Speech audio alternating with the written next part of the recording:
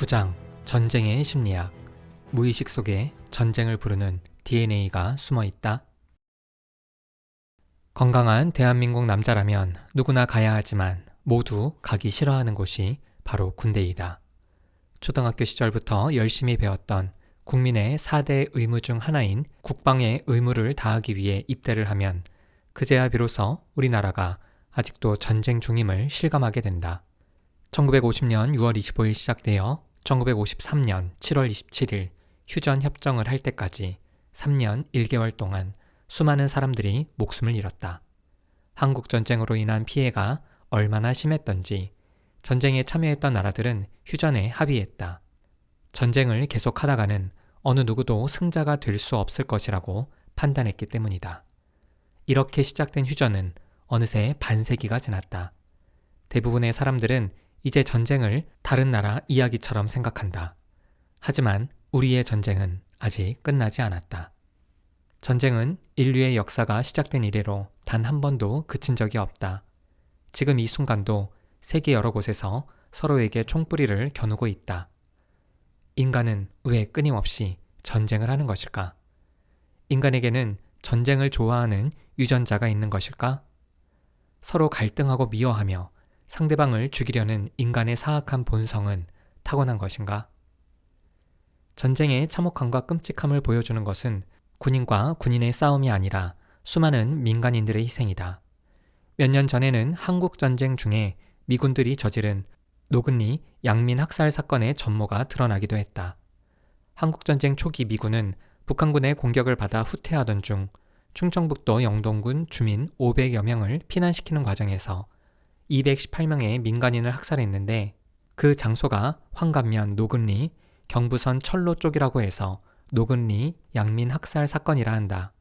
미국 정부는 진상조사를 실시했고 2001년 1월 13일 클린턴 대통령이 깊은 유감을 표명하면서 미군이 저지른 학살 사건임을 인정했다. 학살을 저질렀던 군인들의 증언을 들어보면 상부에서 지시했기 때문이라는 대답을 한다. 그런데 이것은 자신의 잘못을 회피하기 위한 핑계인가? 아니면 정말 단지 명령을 받았기 때문에 이러한 일을 한 것일까? 전쟁의 또 한 가지 폐해는 포로학대이다. 잔혹한 전쟁에도 규칙이 있는데 그것은 바로 포로로 잡힌 적군을 보호해주는 것이다. 비록 전투에서는 서로 총을 겨누지만 한쪽이 백기를 들고 투항하면 그들을 죽여서는 안 된다. 하지만 이건 역시 잘 지켜지지 않는다. 포로를 학살하기도 하고 모욕감과 수치감을 주기 위해서 갖은 방법으로 학대한다. 마치 포로들을 인간으로 보지 않는 것처럼 말이다. 그렇다면 포로를 학대하는 이 군인들은 정말 나쁜 사람들인가? 악한 심성이 그들을 악한 행동으로 이끈 것일까? 우리는 앞에서 세 가지 질문을 던졌다. 첫째, 전쟁이 끊이지 않는 이유는 무엇인지. 둘째, 학살을 저지른 증인들의 증언은 단순한 핑계인지 아니면 진실인지. 마지막으로 포로를 학대하는 원인이 사람들의 악한 심성 때문인지에 대한 물음이다. 전쟁에 영향을 미치는 요인들은 한두 가지가 아니어서 심리학만으로는 전쟁을 완전히 설명할 수는 없지만 전쟁 역시 사람이 하는 일이니만큼 심리학은 우리에게 전쟁의 또 다른 면을 보여줄 것이다.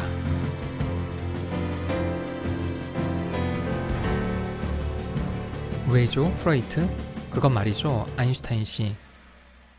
1931년 국제연맹의 산하기관인 국제지적협력위원회는 대표적인 지식인들의 편지 교환을 주선하기로 했다.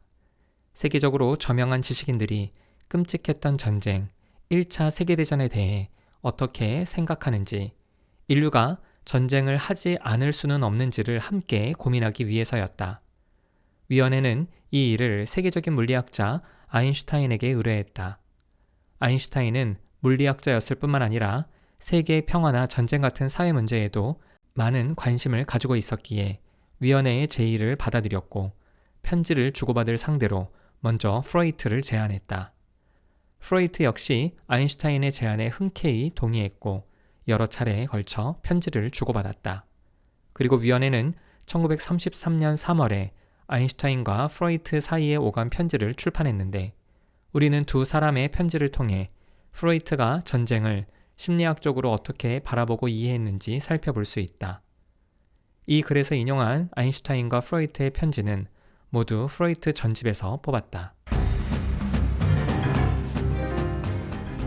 나는 문명이 직면해야 하는 온갖 문제들 가운데 지금 상황에서 가장 긴급해 보이는 문제에 관해 당신과 의논할 수 있는 좋은 기회를 얻었습니다.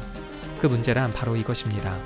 인류를 전쟁의 위협에서 해방할 수 있는 방법은 있는가? 그런데 아무리 열심히 노력해도 이 문제를 해결하려는 시도는 모두 유감스러운 실패로 끝나고 말았습니다.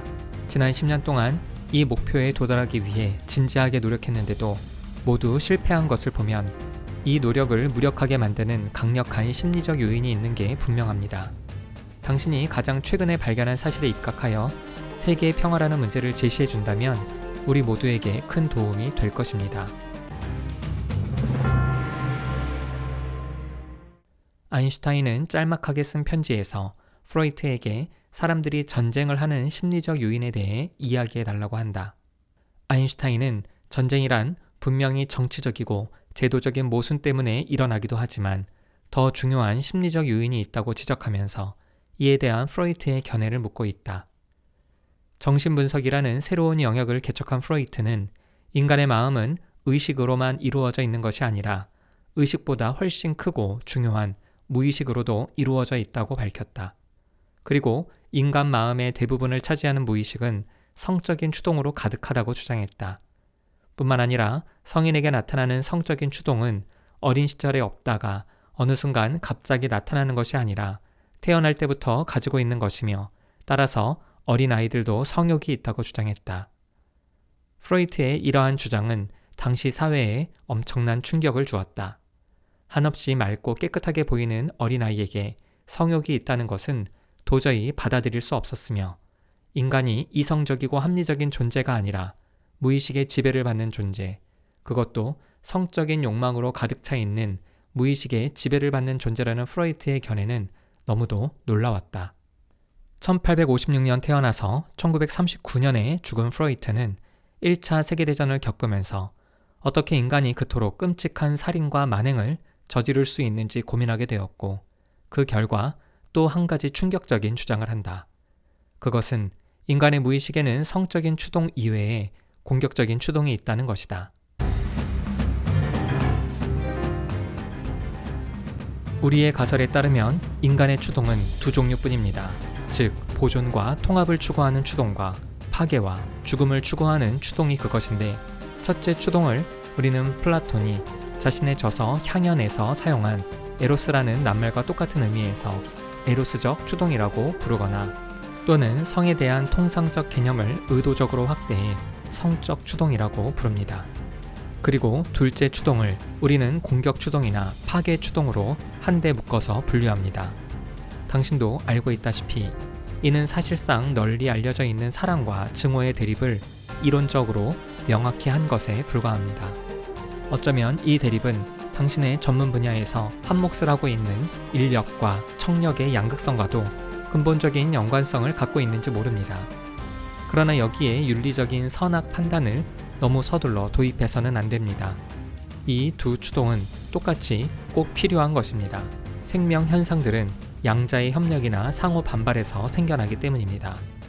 어느 한쪽 추동만 따로 분리된 상태에서는 거의 작용할 수 없는 것처럼 보입니다.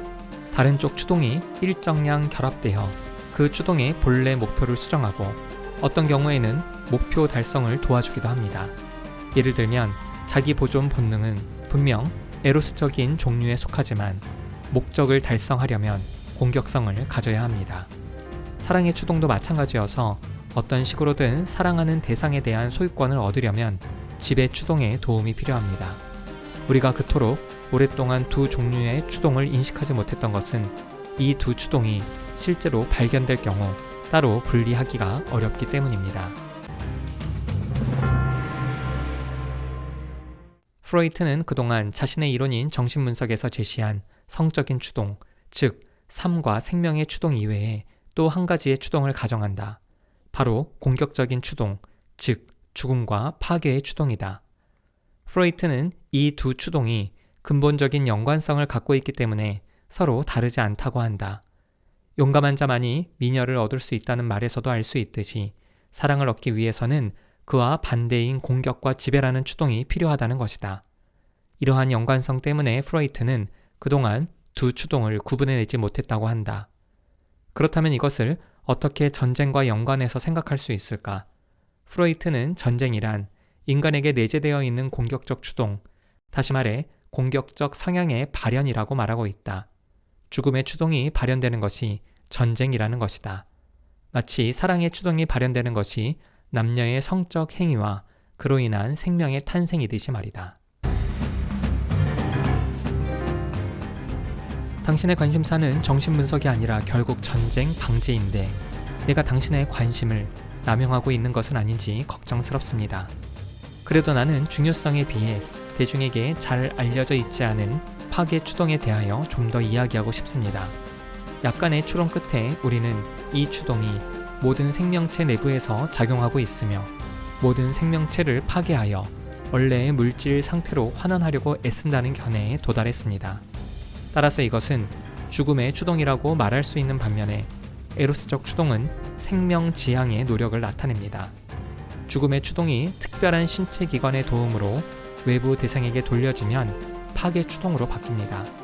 말하자면 생명체는 외부 대상을 파괴함으로써 자신의 생명을 보존하는 것입니다.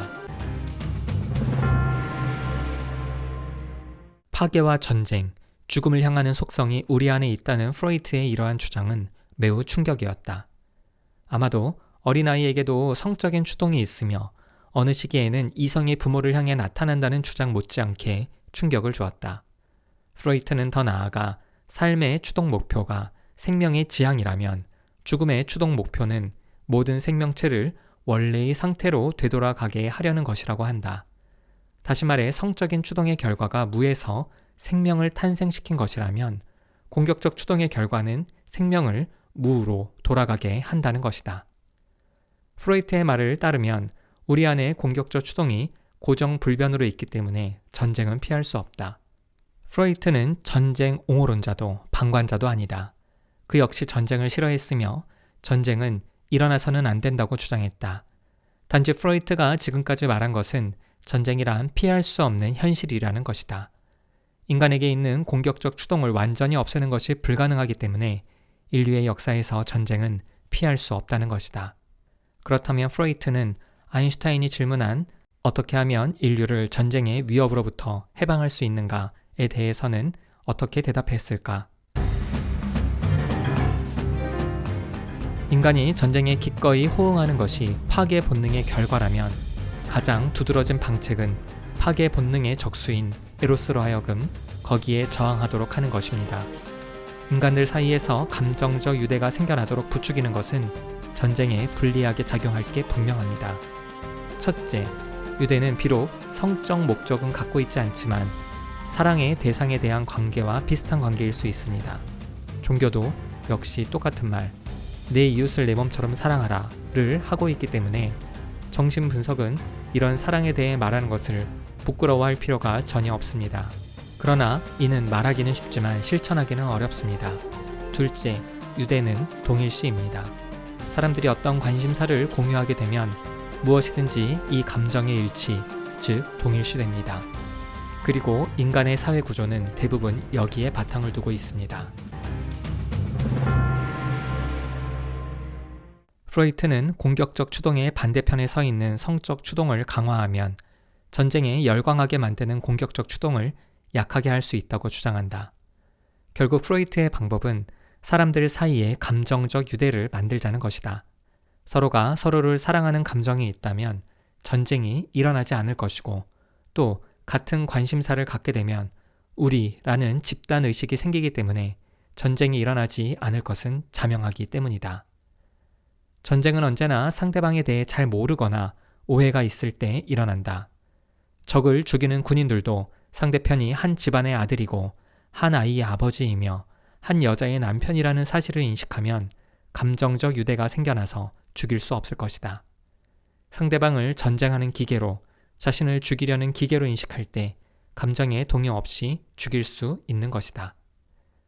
이런 면에서 프로이트는 적어도 같은 민족끼리는 서로 총풀이를 겨누지 않을 것이라고 생각했다. 같은 문화를 가지고 있고 같은 말을 사용하는 사람들끼리는 감정적 유대가 충분하다고 생각했다.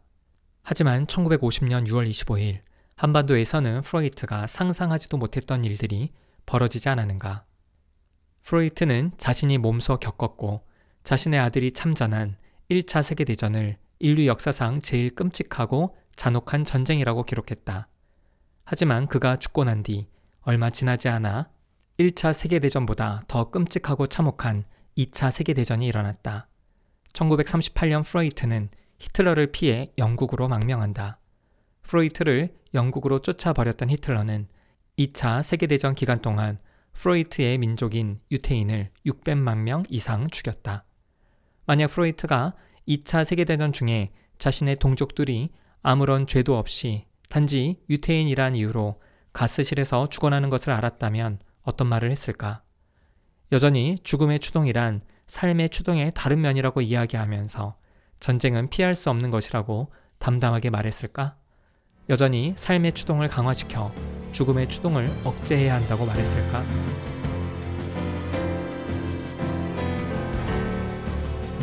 권위에 대하여 경례, 복종은 무죄다. 독일의 총리가 된 지 한 달 만인 1933년 1월 30일 히틀러는 독일에 살고 있는 유태인을 박해하기 시작했다. 1938년까지 유태인이 소유했던 기업들을 파산시켰으며 공공기관과 학교에서 일했던 유태인을 쫓아냄으로써 정치적, 경제적 기반을 무너뜨리는 데 성공했다. 그러던 중 1939년 9월 히틀러는 갑자기 폴란드를 침공하여 2차 세계대전을 일으켰다. 전쟁이 시작되자 유태인들에 대한 핍박과 박해는 상상할 수 없을 만큼 심해졌다. 유태인들은 학교에 다닐 수도 직업을 가질 수도 없었으며 토지도 모두 빼앗겼다. 게다가 유태인이 아닌 사람과는 사귈 수도 없었다. 심지어 공원이나 도서관, 박물관에도 갈 수 없었다. 유태인들은 오로지 게토 안에서만 살 수 있었다. 나치는 유태인들을 이용해 전쟁에 필요한 물자를 생산했다. 하지만 유태인들은 나치가 생각했던 것보다 훨씬 많았기 때문에 이들을 관리에 수용하는 것도 쉽지 않았다. 1942년 1월 20일 베를린 교회에서 나치의 주요 관료 5사람이 모여 이 문제를 논의했다. 그 결과 모든 유태인을 동부에 있는 수용소로 이주시켜 적절하게 처리하기로 했다. 적절하게 처리한다는 것은 집단으로 학살하거나 아니면 노동부대로 편성하는 것이었다. 나치가 생각한 대량 학살 방법은 독가스를 사용해 죽인 다음 화장하는 것이었다.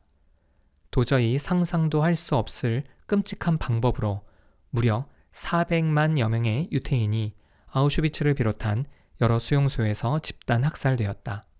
전쟁 기간에 나치에게 학살당한 유태인의 수는 총 600만여 명으로 추산하지만 뚜렷한 이유 없이 희생된 사람과 유태인으로 등록되지 않은 사람을 포함하면 희생자의 수는 훨씬 많다고 한다.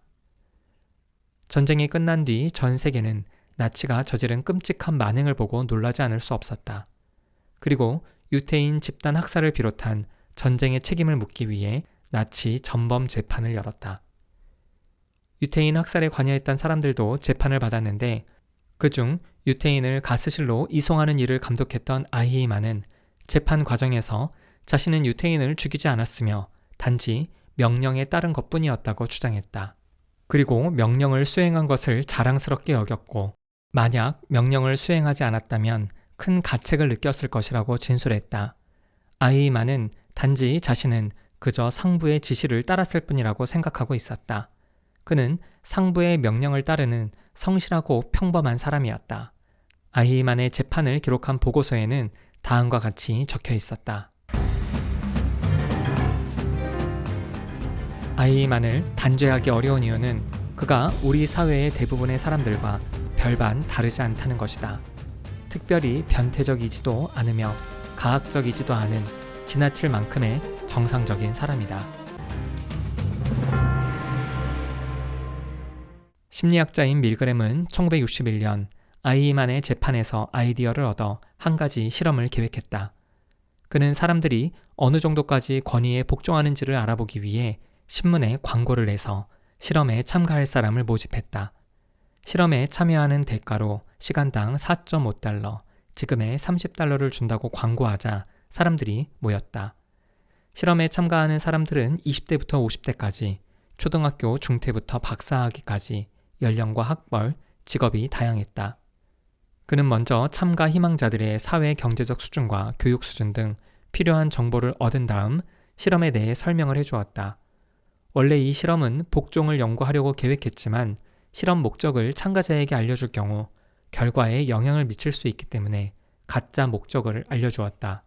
가짜 목적이란 처벌의 강도가 학습과 기억에 어떤 영향을 미치는지를 연구한다는 것이다. 실험 참가자들에게 제비를 뽑게 해서 한 사람은 학생의 역할을, 다른 사람은 교사 역할을 하게 했다. 학생은 교사가 제시하는 자료를 완전히 외우는 일이었고, 교사는 외워야 할 자료를 주고 기록하는 일이었다. 그리고 가장 중요한 일은 학생이 틀릴 때마다 전기 충격을 주어 처벌을 하는 것이다. 교사의 책상 위에는 전기 충격 장치가 놓여 있는데 이 장치에는 전기 충격을 주는 여러 개의 스위치가 달려 있었다. 15V에서 시작하여 450V까지 충격을 줄 수 있고 강도에 따라서 약함, 매우 강함, 위험함 등의 표시를 해놓았다. 실험자는 학생을 칸막이가 되어 있는 옆방으로 데리고 가서 지나친 움직임을 막기 위해서 손을 묶어야 한다고 말한 뒤 학생의 손을 의자에 묶었다. 이 모든 과정을 교사가 직접 볼 수 있도록 했다. 학생은 칸막이가 있는 옆방에 있었기 때문에 교사와 학생은 인터폰을 통해서만 대화할 수 있었고 서로 볼 수는 없었다. 실험을 시작하기 전에 실험자는 교사에게 학생이 받게 되는 전기 충격이 어느 정도인지를 알려주기 위해 세 번째인 45V의 전기 충격을 주었다. 이는 몸을 움찔하게 할 정도로 따가운 것이다. 교사는 이 전기 충격을 미리 경험한 다음 실험을 시작했다. 교사는 학생에게 외울 자료를 제시했고 학생은 그 자료를 외웠다. 성공하면 넘어가지만 외우지 못하거나 틀리면 교사는 지시받은 대로 전기 충격을 주어야 한다.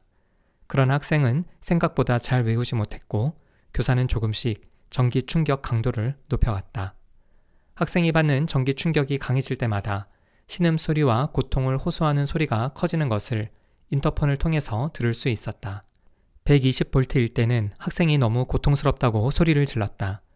150V일 때는 실험을 멈추게 해달라고 요청했으며 180V의 전기 충격을 주자 더는 고통을 참을 수 없다고 울부짖듯 말했다.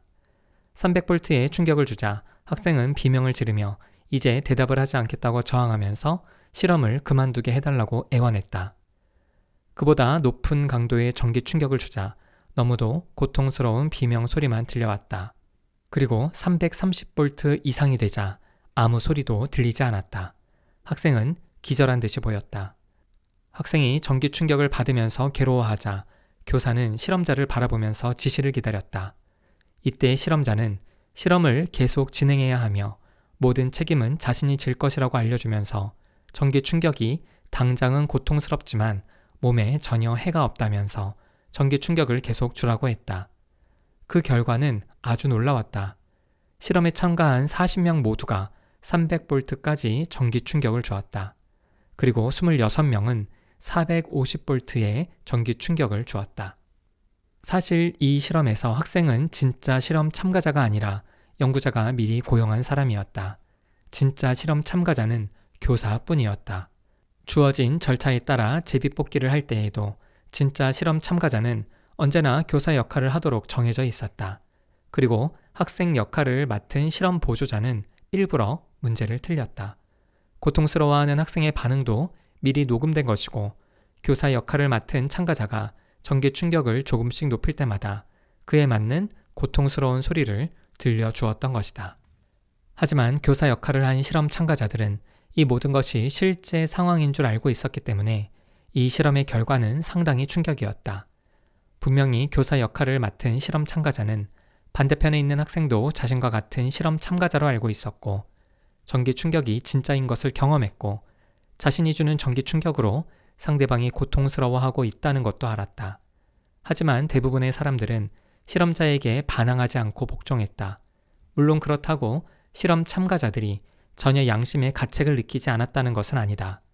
이 실험에 참가했던 사람 대부분은 큰 심리적 혼란을 경험했다.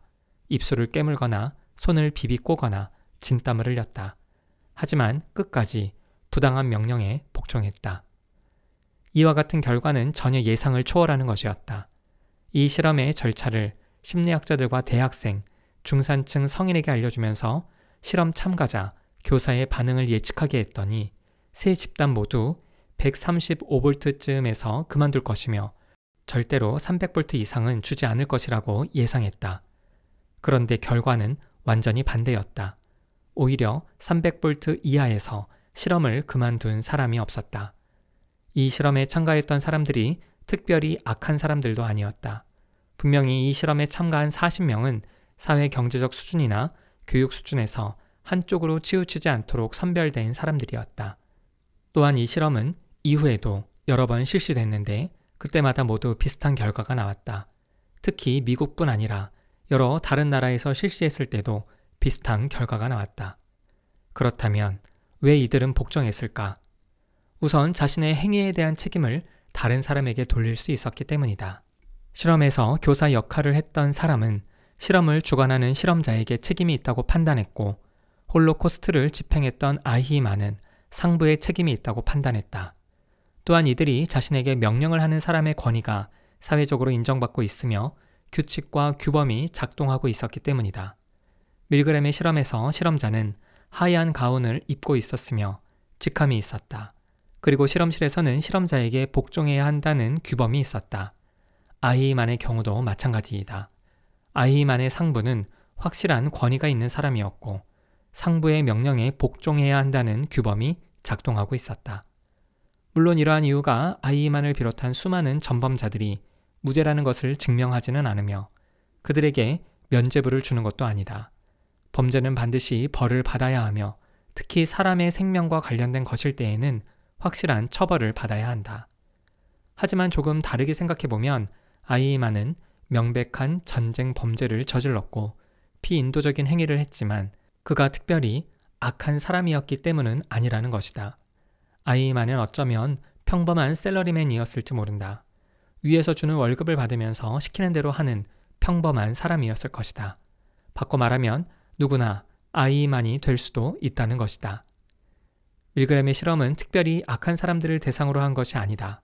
아주 평범한 사람들이 어떤 상황에 놓여 있느냐에 따라서 아주 악한 일을 저지를 수도 있음을 보여주고 있다. 죄는 미워하되 사람은 미워하지 말라는 옛날 격언이 떠오른다면 너무 진부한 생각일까? 이 격언을 다시 한번 확실하게 증명해주는 또 하나의 실험이 있다.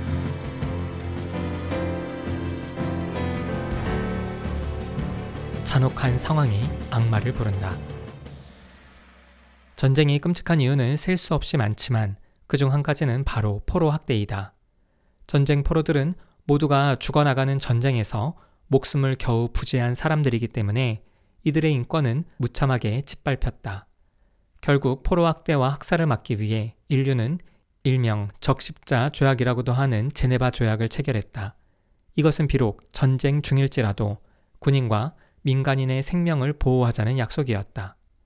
제네바 조약은 적십자의 창설자인 앙리 듀낭이 전쟁 중 부상자의 상태 개선을 위한 협약을 체결하기 위해 1864년에 열었던 국제회의에서 시작되었다.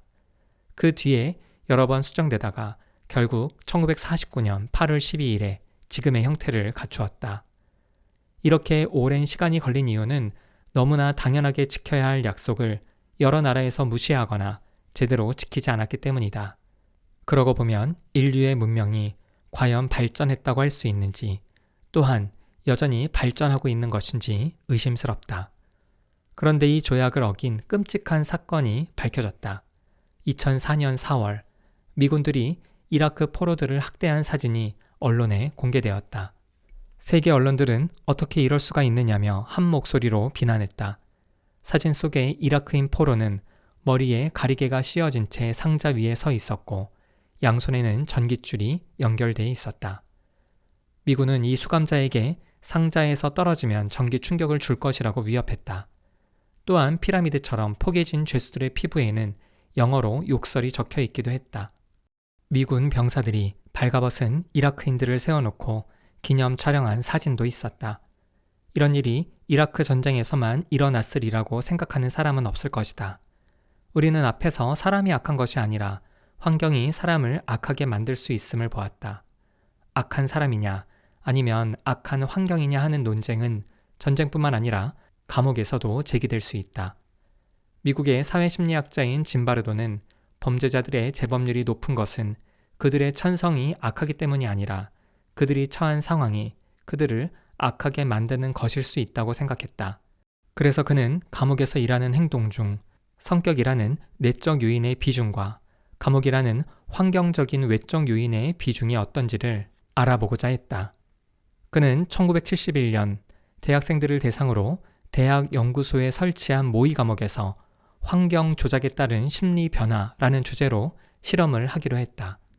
신문에 광고를 내서 실험에 참가할 사람을 모집하면서 2주 동안 진행될 연구에 참여하는 대가로 일당 15달러, 지금의 80달러를 제시했다. 광고를 보고 모인 70여 명 중 과거에 정신병력이나 범죄의 경험이 없는 정상적이고 평범한 사람 24명을 선발했다.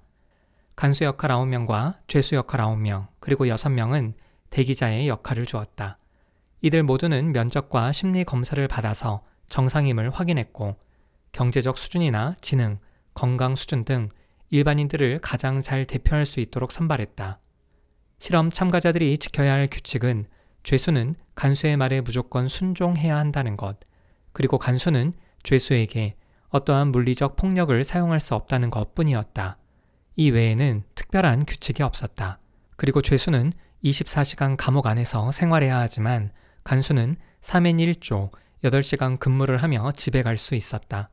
어차피 실험 참가자들은 이것이 대학 연구소에 임시로 설치한 가짜 감옥이고 또 실험에 참가하는 사람들이 모두 자신처럼 돈을 벌기 위해 참가하고 있다는 것을 알았기 때문에 2주 동안 얼마든지 재미있게 감옥놀이를 하면서도 지낼 수 있었다. 아무도 강압적으로 그들의 역할을 강요하지 않았다. 짐바르도는 그냥 모든 것이 자연스럽게 흘러가도록 그들을 관찰하기만 했다. 실험 첫째 날, 짐바르도는 지역 경찰의 협조를 얻어 실험에 참가하는 사람들을 실제 상황처럼 갑자기 체포해서 조사했다. 그리고 나서 눈 가리개를 씌우고 모의 감옥 안으로 데리고 왔다. 물론 이 모든 과정은 참가자들도 이미 알고 있었다. 죄수 역할을 하는 사람들은 실제 감옥에서처럼 옷을 벗고 간수 앞에 섰고 간수는 이들의 몸에 살충제를 뿌렸다. 죄수들에게는 속옷을 주지 않았으며 아래가 뚫린 통옷, 원피스를 주었다. 죄수복의 앞쪽과 뒤쪽에 죄수 번호가 붙어 있었으며 죄수들을 부를 때는 번호로만 불렀다. 그리고 삭발한 느낌을 주기 위해서 스타킹을 머리에 뒤집어 쓰게 했다. 또한 샌들을 신게 하고 오른발에는 체인을 채웠다. 죄수의 복장뿐만 아니라 간수의 복장도 가능한 실제처럼 입었다. 간수 역할을 한 사람들에게 지급된 것은 간수복과 호루라기, 경찰봉, 그리고 선글라스였다. 실험 둘째 날, 죄수 5401번이 주동이 되어서 죄수들은 폭동을 일으켰다. 이들은 자신들이 쓰고 있던 우스꽝스러운 스타킹 모자와 죄수복에 붙어있던 번호표를 떼어내고 간수들이 감방 안으로 들어오지 못하도록 안쪽에서 간이 침대로 바리케이트를 쳤다. 죄수들보다 수가 적은 간수들은 인원을 늘려야 한다고 생각해서 근무를 마치고 집에서 쉬던 3명을 불러냈다. 근무를 마친 3명이 다시 합류해 죄수들의 수와 같은 9명이 되었다. 이들은 우선 소화기를 감방 안쪽으로 뿌리면서 감방 안에서 난동을 피우는 죄수들을 진압했다. 감방 안으로 들어간 간수들은 죄수들의 옷을 벗기고 이들에게서 침대를 빼앗았다. 그 다음에 죄수들 사이에 분열을 유도하기 위해서 죄수 중에서 한 무리를 선택해 옷과 침대를 돌려주었으며 씻을 수 있게 하고 음식을 먹게 해주었다. 그리고 반나절 뒤에는 반대로 다른 무리들에게 이런 대우를 해주었다. 죄수들은 누군가가 간수에게 협조하고 있다고 의심했다. 결국 죄수들 사이에 동맹이 깨졌다. 하지만 간수들은 이 폭동을 계기로 결속력을 다지게 되었다. 이런 일이 일어난 지 얼마 지나지 않아 죄수 8612번은 시도 때도 없이 울거나 웃고 분노에 가득 차서 공격적인 행동을 보이기 시작했다. 짐바르도를 비롯한 연구자들은 처음에 8612번이 속임수를 쓴다고 생각했으나 그 반응이 점차 심해졌다. 그래서 결국 그를 석방했다. 그는 실험을 끝까지 마치지 못했다. 실험 셋째 날, 짐바르도는 죄수들에게 면회 시간을 주어 부모와 친구들을 만나게 했다. 짐바르도는 가족들이 모의 감옥의 열악한 환경을 보면 참가자들을 데려가지 않을까 걱정이 되어 감방을 청소했으며 죄수들에게 목욕을 시켰고 만찬을 제공했다. 면회가 시작되었을 때 몇몇 부모들은 자신의 아들이 지쳐있고 괴로워하는 모습을 보고 걱정했으나 충분히 이겨낼 수 있을 것이라고 생각했다. 아무도 이들을 집에 데려가려고 하지 않았다. 그런데 전날 석방된 8612번이 친구들을 데리고 모의 감옥으로 쳐들어올 것이라는 소문이 모의 감옥 안에 돌기 시작했다. 짐바르도를 비롯한 연구자들도 이 소문을 믿게 되었다. 그래서 연구자들은 처음으로 실험에 개입해 죄수들을 강제로 다른 곳으로 이동시킨 뒤 탈주를 못하게 막았다. 짐바르도는 실험이 중간에 깨지는 것을 원치 않았기 때문이다. 하지만 짐바르도는 자신도 어느새 모의 감옥에서 단지 관찰자가 아니라 또 한 사람의 간수가 되어가고 있다는 사실을 깨달았다. 그는 결국 개입을 중단했고 다시 죄수들을 모의 감옥으로 돌아오게 했다. 하지만 모의 감옥으로 돌아온 뒤에 죄수를 대하는 간수들의 태도가 점차 거칠어졌다. 간수들은 죄수들이 탈출을 모의했다고 생각해서 죄수를 괴롭혔고 수치심을 주는 정도가 점점 심해졌다. 맨손으로 변기 청소를 시키기도 하고 팔굽혀 펴기를 몇 시간 동안 시키기도 했다. 죄수들은 말없이 간수의 명령에 복종했다. 실험 넷째 날, 실제 감옥과 같은 상황을 연출하기 위해서 천주교 사제를 불러서 예배를 보게 했다. 그런데 사제는 죄수들의 상황을 보고 원한다면 법적인 도움을 받을 수 있도록 도와주겠다고 제안했다. 그러자 몇몇 죄수가 동의했다. 결국 사제는 참가자들의 부모들에게 연락했다. 이때 다른 죄수들은 사제와 면담을 하는데 죄수 819번은 누운 채 면담을 거부하면서 의사를 불러달라고 했다. 결국 연구자가 죄수 819번을 모의 감옥에서 데리고 나와 근처 방에서 쉬게 해주었다. 이 장면을 본 간수는 나머지 죄수들에게 819번은 나쁜 죄수다를 복창하게 했고 밖에서 이 소리를 들은 819번은 괴로워하면서 울기 시작했다. 이 모습을 본 연구자는 이 참가자에게 실험을 포기할 것을 권했으나 819번은 자신이 나쁜 죄수가 아님을 증명해야 한다면서 그럴 수 없다고 했다. 이때 연구자는 819번의 이름을 부르면서 이 모든 것은 단지 실험이라고 말한 뒤에야 그 참가자는 자신이 이 모의 감옥 실험의 참가자였음을 깨달았다. 그는 이미 자신의 이름을 잊고 819번으로 자신을 인식하고 있었던 것이다. 실험 다섯째 날, 사제에게 연락을 받은 죄수의 부모들이 짐바르도를 비롯한 연구자들에게 거세게 항의했다. 뿐만 아니라 시간이 갈수록 간수들은 죄수들을 더욱 심하게 학대했다. 특히 한밤중에 연구자들이 모두 퇴근하고 없을 때 죄수들을 더욱 심하게 학대했고 죄수들은 말없이 복종했다. 또한 이 연구를 함께 진행하던 한 연구자는 간수와 죄수를 면접한 다음 실험을 계속 진행하는 것을 반대했다. 그런데 놀라운 사실은 이 실험을 지켜본 50명 이상의 사람 가운데 실험을 반대한 사람이 단지 한 사람뿐이었다는 것이다. 결국 이 실험은 엿새 만에 중단되었다. 이라크의 포로 학대 사진이 전 세계에 공개되었을 때 짐바르도는 자신의 홈페이지에 이라크 포로 학대 사진과 1971년에 찍은 모의 감옥 실험 사진을 함께 올렸다. 놀랍게도 사진 속에 찍힌 미군과 간수의 모습이 비슷했다.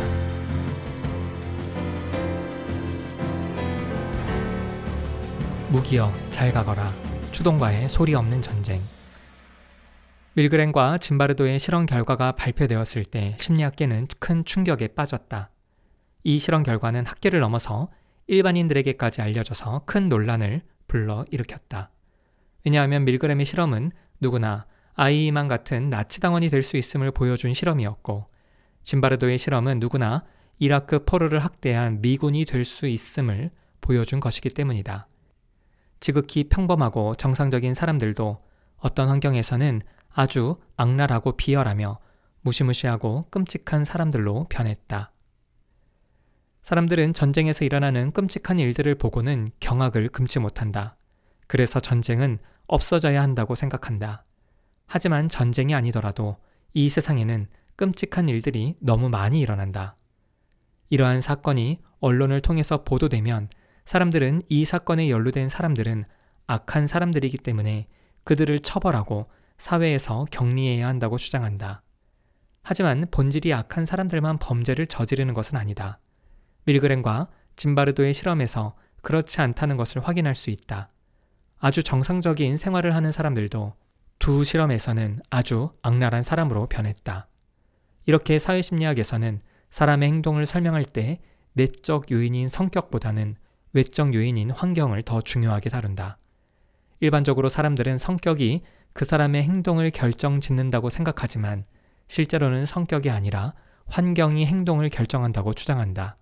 결국 전쟁 중 엄청난 살상을 저질렀던 사람도 사실은 아주 악질이라기보다는 그저 평범한 사람이며 단지 권위에 쉽게 복종했던 사람이라는 것을 보여주고 있다. 전쟁 중 포로를 학대했던 군인들도 아주 평범한 사람인데 단지 환경과 임무에 적응하다 보니 그렇게 되었다는 것을 보여주고 있다. 하지만 프로이트는 우리의 마음에 공격적 추동이 있다고 주장하면서 사람의 공격적인 행동의 원인을 환경이 아닌 성격이라고 보았다. 모든 독일인들이나 나치들이 아이히만처럼 유태인을 학살하는 데 일조했던 것은 아니다. 나치 중에서도 유태인들을 살려주려고 했던 사람들이 있으며 유태인들에게 도움을 주었던 사람들도 많다. 그리고 수많은 유태인의 생명을 구했던 쉰들러 같은 사람도 있다. 또한 이라크 전쟁에 참여했던 모든 미군들이 포로를 괴롭힌 것도 아니다. 분명 포로를 괴롭히는 동료를 말린 군인도 있었을 것이고 혹은 말리지는 않았더라도 그런 행동을 안 좋게 보았던 군인도 있었을 것이다. 이러한 면에서 본다면 인간의 공격성은 성격의 영향도 분명 받는 듯하다. 결국 인간의 행동을 단순하게 내적 성격이나 외적 환경 둘 중에 하나만으로 돌리려는 것은 무리가 있다. 프로이트의 말이 맞다면 우리의 본성이 바뀌지 않는 한 전쟁은 언제든지 일어날 수 있다. 밀그램의 말이 맞다면 잔혹한 학살의 역사는 언제든지 일어날 수 있다. 짐바르도의 말이 맞다면 포로를 학대하는 일은 언제든지 일어날 수 있다. 사람의 성격에 공격성이 있다는 프로이트의 주장을 따른다면 인간의 공격성을 잠재워야 한다. 그 방법은 프로이트가 말한 것처럼 공격성의 반대편에 있는 성적 추동, 즉 생명과 사랑의 에너지를 강화하는 것이다. 서로에게 관심을 갖도록 하고 공통 관심사를 만들어서 감정적 교류를 갖는 것이다. 프로이트가 아인슈타인의 편지 교환에 적극 동참한 것도 이러한 맥락에서 이해할 수 있다. 인류가 전쟁이라는 주제에 대해 공통의 관심을 가지고 함께 이야기한다면 프로이트가 말했던 것처럼 생명과 사랑의 에너지가 점점 강해질 수 있을 것이다. 사실 공격은 언제나 상대방에 대한 무지와 오해에서 비롯되기 때문에 함께 이야기하고 활동한다면 공격 가능성은 상당히 줄어들 것이다. 공격성을 줄이기 위한 노력과 더불어 밀그램의 주장에 따라서 사람을 공격적으로 만드는 환경을 바꿔야 한다. 수직적으로 관계를 맺는 조직사회는 사람으로 하여금 자신의 일과 행동에 대해 책임감을 갖지 않게 만든다. 그야말로 위에서 시키는 대로만 하면 되기 때문이다. 이렇게 되면 아주 끔찍한 사건이 일어났을 때 모두들 자신이 원해서 한 것이 아니라 위에서 시켰기 때문이라고 할 수 있다. 모두가 책임감을 느낄 수 있도록 변화하는 것이 필요하다. 그래서 잘못된 명령이 떨어졌을 때 그 명령에 반대할 수 있는 조직으로 변해야 한다. 환경을 바꾸기 위한 또 한 가지 방법은 짐바르도의 실험에서 볼 수 있었던 것처럼 우리의 환경에 숨어있는 공격 유발 요소들을 없애야 한다. 권위적인 분위기와 일률적인 행동 지침, 책임감을 피할 수 있는 직무 편성 따위가 있을 것이다. 사람에게는 선한 면과 악한 면이 함께 존재한다. 사람의 악한 면을 자극하는 환경을 개선해야 한다. 여러 면을 두루 살펴서 다각적인 방법으로 끊임없이 노력해야 한다. 전쟁에서는 승자가 없다고 한다. 죽은 사람도 죽인 자도 모두 패자이다.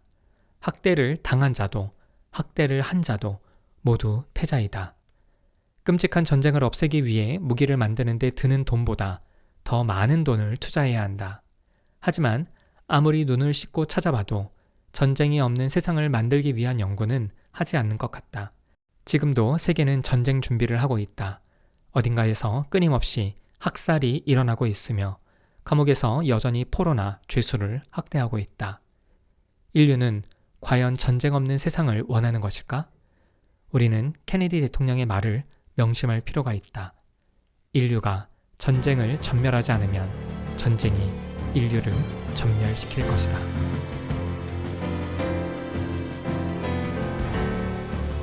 심리학 들여다보기, 심리학 실험의 윤리 문제. 현대 심리학은 철저하게 과학적 접근을 요구하고 있다. 객관적이고 정확한 자료를 근거로 결론을 이끌어내기 위해서는 실험이 필수적이다. 모든 과학은 실험이 필요하다. 연구자들이 가설을 세우고 그것이 정말 맞는지를 확인해야 과학이라고 할 수 있다.